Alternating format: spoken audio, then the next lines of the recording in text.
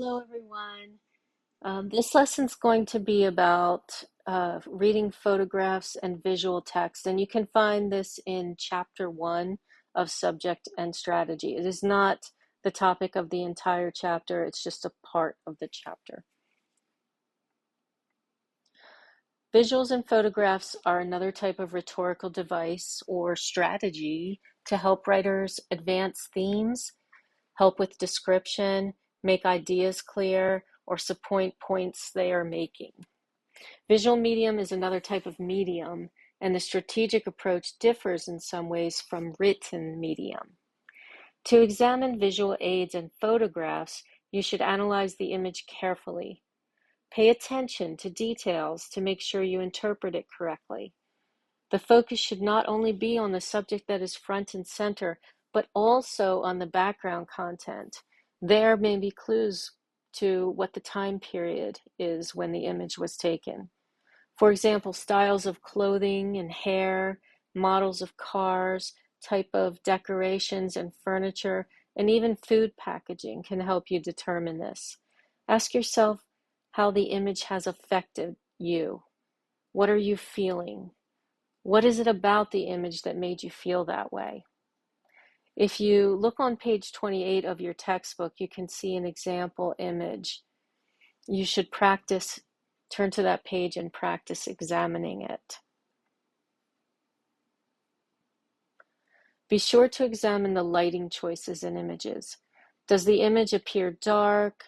Does it contain shadows, or is it light, or even sometimes overexposed? What are the effects of the lighting choices? Even camera angles as well. This is important, particularly if the image is focused on a person. Does the angle make the person appear sinister? Maybe it makes them appear bigger than life. This effect can be created by positioning the camera below the subject's face. As you can see, I guess these are probably at the same angle, so these examples don't really show that. But sometimes you can tell when it's coming up from below them. Or sometimes the person's sitting like at a desk and the image is taken from far below the desk, so the desk looks huge and then the person's way at the top of it, giving them a more sort of authoritarian image or an effect of being important. Sometimes it's taken from higher up, making the appearance of the subject's face more flattering. Think about when people take selfies, right? They're always holding that phone way above their head. This can also be achieved through lighting, and often the angle and lighting choices work together. If you look at the example images that I have on this slide and the ones, there are links in this video. The image is shot with a camera angle and the lighting is also dark. So if we look at this one, I don't think you're going to be able to see it the way I've got it here. Sorry.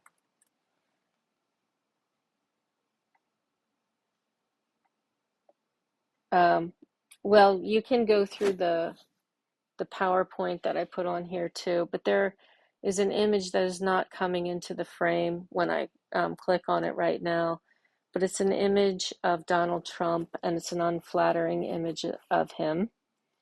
And if you look on the second link, it's another unflattering image of Donald Trump where the lighting is low and it creates a lot of shadows that are not flattering. And then in the last image, you'll see that the angle is straight on and the lighting is high, but not too high. And this provides an aesthetically pleasing portrait. So lighting and camera angles can really make a big difference, and even just positioning of the subjects. Questions to guide your analysis of visuals. So the following list here you could use to sort of help you when you're reading a visual and trying to figure out what it's about, what kind of theme is trying to be expressed, for example. So what is the topic that seems to relate to the image? What point is the photographer trying to make with this image? Or what point is the writer trying to make by including the image? Why do you think the photographer or designer of the image created the image? And then last, what strategies does the person use to advance a theme or create an effect on the viewer? Or sorry, there's one more. Are these strategies effective? Do you think the photographer or designer achieved what they wanted to achieve? And what makes you think so? Thank you for listening, and please let me know if you have any questions.